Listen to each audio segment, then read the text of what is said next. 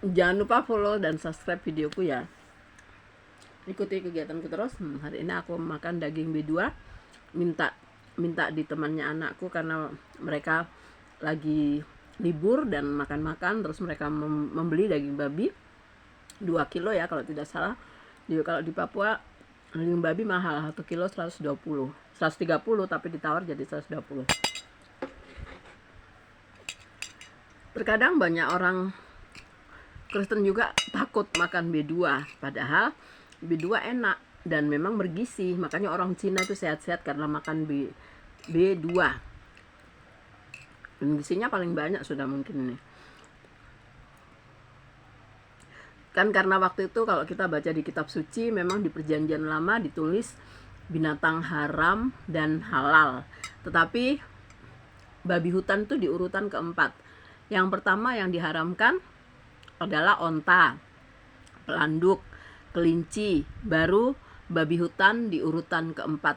Tetapi mungkin dulu karena tidak ada ilmu kedokteran, jadi mungkin orang-orang di zaman dulu pengobatannya juga masih tradisional, karena mungkin juga ada orang yang tiba-tiba sakit tegang leher atau sakit apa.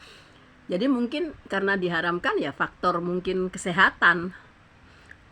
Begitupun kalau sekarang kan zaman sudah canggih, bisa memeriksakan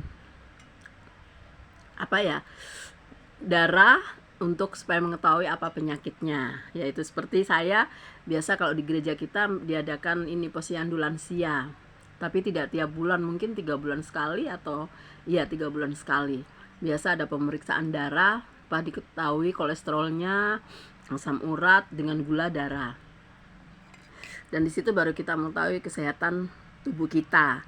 Dan kalau menurut saya kalau nggak sering-sering makan ya nggak jadi masalah. Jadi ini karena saya mau beli juga mahal dan tidak ada uang, jadi saya pesan anak saya tadi karena kita dua sama-sama ke pasar. Dan saya bilang sama anak saya, aduh ini nanti bilang temanmu kah, mama minta sedikit kah, kepingin makan daging B2 nya yang berlemak ini. Anak toh.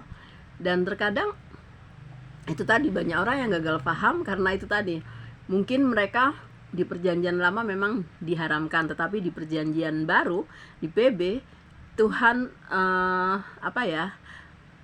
menjadikan semua makanan tuh tidak haram lagi tapi dihalalkan.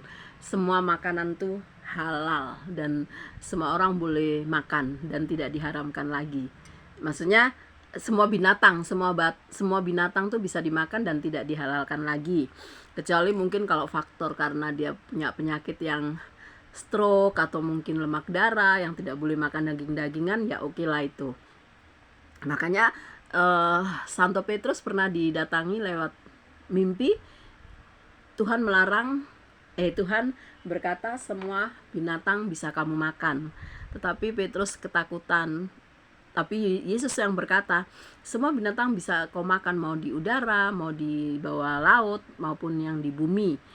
Asalkan mungkin, ya itu tadi, kalau kamu sehat, makan apa saja tidak jadi masalah. Jadi, inilah makanan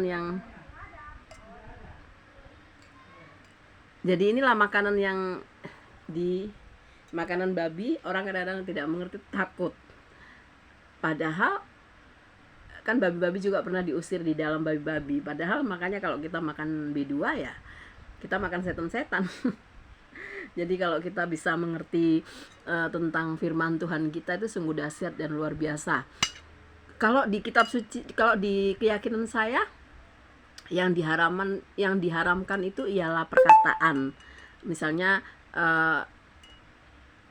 kita mempunyai sikap yang buruk sama orang, yang dinajiskan. Maksudnya yang dinajiskan itu yaitu yang diharamkan itu perkataan yang suka menceritakan orang, menggosipin orang. Nah itulah yang diharamkan.